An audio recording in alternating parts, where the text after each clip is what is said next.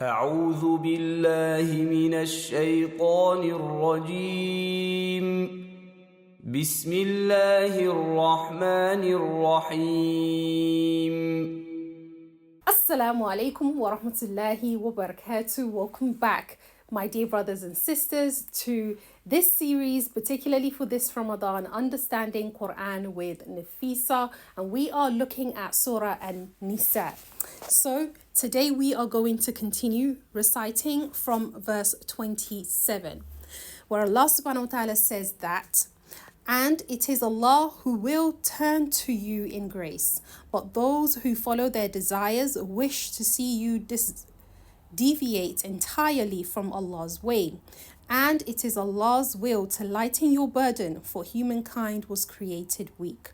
O believers, do not devour one another's wealth illegally, but rather trade by mutual consent, and do not exit, we'll say, because I can't say that word on YouTube, each other or yourselves. Surely Allah is ever merciful to you. And whoever does this sinfully and unjustly, we will burn them in the fire. That is easy for Allah. If you avoid the major sins forbidden to you, we will absolve you of your lesser misdeeds and admit you into a place of honor. And do not crave what Allah has given some of you over others. Men will be rewarded according to their deeds, and women equally according to theirs. Rather, Allah asks for your bounties. Surely Allah has perfect knowledge of all things." I'll continue to go on from there, but for now, I just want to review what we have read. Allah subhanahu wa ta'ala reminds us in the first verse that I read for today, verse 27, that in the end, Allah wants good for us, right? Allah wants to guide us to the right way. Allah wants us to face grace, right? But those who follow their desires want the opposite for us. What does that mean? It means we have to learn to manage our desires according to the boundaries of Islam. It doesn't mean we can't have desires, but as you know, with everything with the deen, it is all about boundaries. You know, there are some people who don't like that word boundaries. They don't want to be told how to live their lives and that they have boundaries they can't cross. They want to feel like they can do whatever it is that they want. And in some ways, you can. You have free will. You can do whatever it is that you want. But because Allah wants grace for you, not only in this life, but the hereafter, Allah will give you the guidance that you are going to need so that you are successful, not only in this life, but after your soul leaves this life. So Allah subhanahu wa ta'ala reminds us of that. Then Allah subhanahu wa ta'ala goes on to talk about making sure that we are not wasteful of each other's wealth, and that we don't devour one another's wealth illegally, but rather do it with mutual consent. If someone trusts you with their money, be just about how you spend that money and be honest in your dealings regarding that person's wealth. Don't be wasteful of somebody else's wealth because you were not the one that worked hard for it. Don't be wasteful or dismissive of somebody else's wealth because it isn't yours, right? Let's deal with one another and trade with mutual consent and honesty. That's what Allah subhanahu wa ta'ala is teaching us. And if any of us here are business owners, this is a reminder to say, check yourself. Are you doing or are you dealing in your business? Is it just?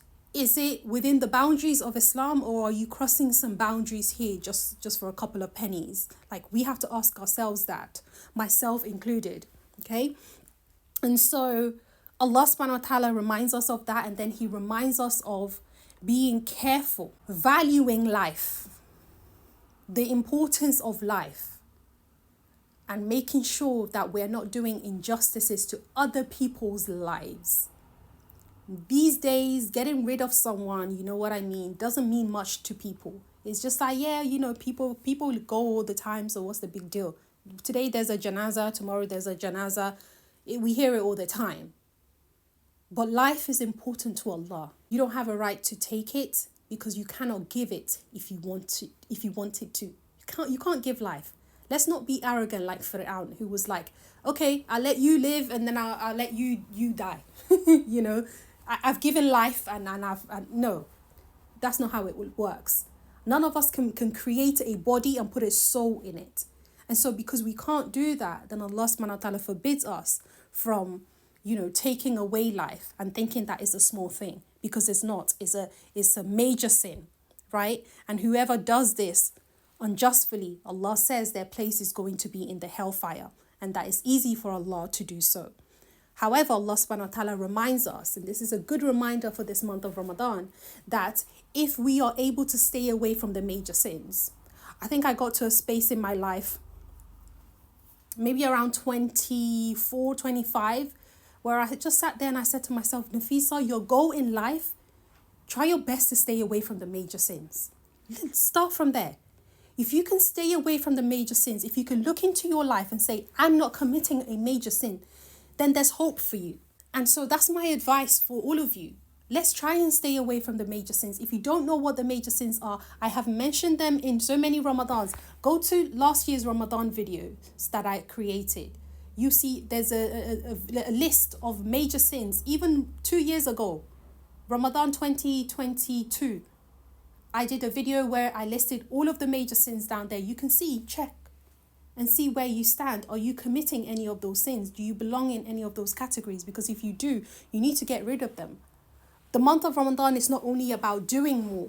The month of Ramadan is also about deciding to abstain from that which is bad for you, because that also brings good deed. We talk about do, but sometimes you actually need to pull out of the things that aren't good for you. So Allah says, if you're able to stay away from major sins, then He will honor you and He will bless you and He will forgive you. Okay? Then Allah subhanahu wa ta'ala goes on to talk about something very important for you and I, a great reminder for you and I. And that is the reminder of being careful not to be envious of what somebody has over another person. Okay? Allah subhanahu wa ta'ala says, do not crave what Allah has given some of you over others. Craving isn't just like, oh, it would be nice to have. I want to work hard to achieve that. See, this kind of craving is like, I have to have that too by any means necessary. When people say that phrase, I've actually heard someone say that before. It's like, I have to be wealthy by any means necessary. And that part, it scared me. Like when they said that, my heart just sunk down and I was like, that's a very dangerous statement. I have to have what somebody else has by any means necessary. That means you will be willing to sacrifice anything. And that's not how it's meant to be. Because everyone has their qadrs. And what is somebody else's isn't for you. And what is for you is not someone else's. Sometimes we worry about where our risk is going to come from. And it doesn't mean we shouldn't work hard, by the way, Muslims. Because some people hear this and they're like, that's why I don't know why anybody is stressing about work or whatever. You have to work, okay? Otherwise, how are you going to pay your bills? You're going to be homeless, okay? You have to work. You have to put your effort and you have to work hard for what you want and what you want to achieve. But everything within the boundaries of Islam. And those who think money is just going to show up because some good Samaritan is going to come hand over to 20k for you, because that's what Allah wants you to have and you're not going to have to work. Delusional. Okay, you have to work. But that work is within the boundary of Islam and not leading your life to where you're looking at what somebody else's have and saying, I have to be there too. That craving and you thinking by any means necessary is going to lead you to a lot of evil, because no matter what you do, Allah has decreed something for somebody else He may not have decreed for you. You may start the exact same business as somebody else and you may make 1/10 of what that person is making, and you're doing the exact same thing. You might even be doing better than that person's doing. Guess what? Allah's qadr for you. That's the amount Allah says you're going to have. That's what you're going to get. So learning to pursue our goals and go for our dreams, but have Islam as our boundaries, and also stay in your lane. Sometimes remind yourself of how far you've come. Say Alhamdulillah for what I have. Remind yourself when you forget that, you know what? Maybe Allah has set a limit for me and maybe this is just what He wants to give me. The most important thing is, Ya Allah, put barakah in what you give me. I don't care about... You see, people who are busy being in competition with other people, it's a waste of time. It's a waste of your life. what is the point? It's a waste of your life. This person's my competition. That one is my competition. Every day, if everybody's your competition all the time, you're going to start becoming a liar. Most people who compete with others end up becoming liars, because what you're not, you're going to say you are, just because you want to commit, you want to show off to this other person that I'm being successful. Alhamdulillah, this is where I am. If that person's not happy with it, if it's not as grand as they thought, that's their business. You see, if you have your own contentment, you won't have to worry so much about what other people think. And people who learn to be content with their lives, they don't care as much about what other people think. It's what will people think is what's leading a lot of us into things that we shouldn't be doing. It's what's leading us to lie. It's what's leading us to show off, because we need other people to think. And we may all have it to some extent. But the more we can lessen that, the better it's going to be for us, so that we're able to follow this ayah of the Quran where Allah subhanahu wa ta'ala says, do not crave for what Allah has given some of you over others, okay? Men will be rewarded according to their deeds. Allah reminds us, it's not about what you have in this life. It's actually about where you stand on in the scale that Allah subhanahu wa ta'ala knows about in terms of your good deeds. That's what really matters. You see, this life is kind of an illusion. And they say that when we pass away, that's when we really come to light with the reality. So Allah says the most important thing is who comes with more good deeds, right? Who has more with Allah. That's what's most important, right? And men or women are equal, okay? In terms of their ranking in Allah's eyes, He doesn't care about your gender.